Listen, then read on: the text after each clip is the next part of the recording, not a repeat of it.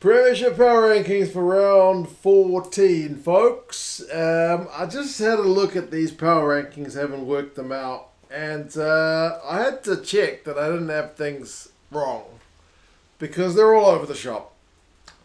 Not happy with them. I like the power rankings to kind of gradually change, you know. Teams that are on good form kind of creep their way up, and teams that are kind of off the pace a little bit, even if they had a great start, they kind of slowly slide down rather than just jumping 6 spots or falling 6 spots. But then I had a look at the Premiership table this year, and I noticed Harlequins, who were on 31 points, are in third, and a mere 5 points behind them is London Irish in ninth. So I have a feeling maybe it's the way I'm working out the rankings, but they seem to be looking pretty nice for the URC. But maybe it's just the fact that the Premiership this year is pretty tight. So we'll go through them. As I said, I'm not real happy with them, but it is what it is. And you guys can let me know your thoughts. Bottom of the pack is Bristol. Goodness me, it seems like a long time ago that Bristol were a top of the table team. A couple of seasons now, isn't it? But 3 wins, 7 losses, and a draw. They lose away to London Irish. They have a lead, like 7-3. But that's the only points they score in the whole game, and that's generally not a recipe for success. So they lose it 23-7, not a single point in the second half, or even kind of the latter period of the first half. So pretty bad. They are down 3 spots. On the power rankings, not looking like happy days for Bristol. Quins, oh my goodness, as I said, these guys are third on the table, and I've somehow got them down 4 spots into 10th.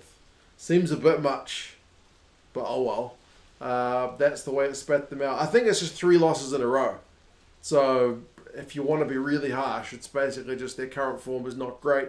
They did lose to Sale, though, who are one of the top sides in the competition this year, but it was at the Stoop, so at home. So 6-6 is not a terrible record.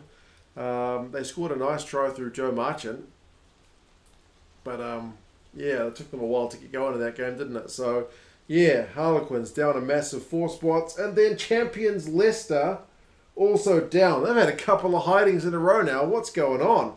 They lose to Newcastle 45-26. That's not great. 5 points in the first half. Sure enough, they scored 21 in the second. So they win the second half, like 21-17. But that doesn't help when you're behind as many as you are in the first half. So, yeah, their record is 5 wins, 6 losses, and a draw. So it's not the best for the reigning champs. Very disrupted at the moment. We'll have to see if they're able to kind of right things before too long. And Northampton, I literally had them in the top row a week ago. One result sees them fall 5 spots, which again, for mine, makes me very uncomfortable. Too much. I don't like it like that. But their record is 5-7, down 5 spots. So, yes, their loss follows up a win. That's all it's kind of taken for them to drop. I mean, 35-12 against Exeter. It did look like they were making a wee comeback after being pretty well behind. Like, I think Exeter had a bonus point in the first half before Northampton scored a point. So, yeah, they were making a wee comeback, but then an intercept try for Slade kind of put paid to any notion that Northampton might threaten towards the end of the game. So, yeah, still a negative record for the Saints. That's the bottom row. Very unusual. I will say it. Very unusual. Gloucester are here in 7th. They're another side who's down 4 spots, 6-6. Is their record for this season. They've got 1 win from the last 3. I mean, Thorley scored a cracking one. Carreras missed a pretty straightforward penalty when Good got yellow carded, and maybe they could have potentially had a try from that wee chip and chase. But yeah, they lost to Saracens, didn't they? So 16 points to 19. Saracens are looking a cut above this season. They've only lost 1 game in the Premiership, so there's no real shame in that, but it's a home loss. So it kind of is what it is. Bath, I think this must be the highest I've ever had Bath since I started doing Premiership Power Rankings. They always tend to do well when they don't play. So they were on the bye. Well done. 4-7 is the record. Recent success is a bye and a win. So recent form counts for apparently everything. They are 6th. There you go. Newcastle, the Falcons, who are usually in the bottom row. I just mentioned their big win over the Tigers. Goodness gracious me, Mateo Carreras is having a season, isn't he? Gets a first half hat-trick. That intercept one, a bit of magnificence. So, yeah, very, very good first half from the Falcons. They're a fun team to watch right now. Mateo Carreras in particular, but there's a few Argentines there, so those guys have certainly recruited very well. London Irish, another team who are kind of pretty fun to watch, aren't they? They beat Bristol 23-7, like I mentioned, going down early. Ben White played well, Ben Loader played well, so the Ben's doing the job for the London Irish guys. I don't know, they've won like 3 of the last 4. So, yeah, picking up. I would say that's probably as high as I've ever had Newcastle and Bath, and maybe London Irish. London Irish, I seem to remember having a good kind of stint one season where they got relatively high, but then it kind of fell away. So, there you go. Top row, Exeter, who I was lamenting as this kind of fallen giant after their atrocious loss to Sharsies a week before. Exeter bounced back with a win over Northampton, so 35-12, pretty convincing. An early try set the marker. Wasn't a bonus point at halftime, it was 21-0 at halftime, and then a bonus point, in the second half. So Luke Cowan-Dickey's injury is a concerning one, but other than that, that was a certainly good bounce back. So they're 6-6, up 6 spots in the power rankings, which again for mine is too much to be moving, but that is what it is.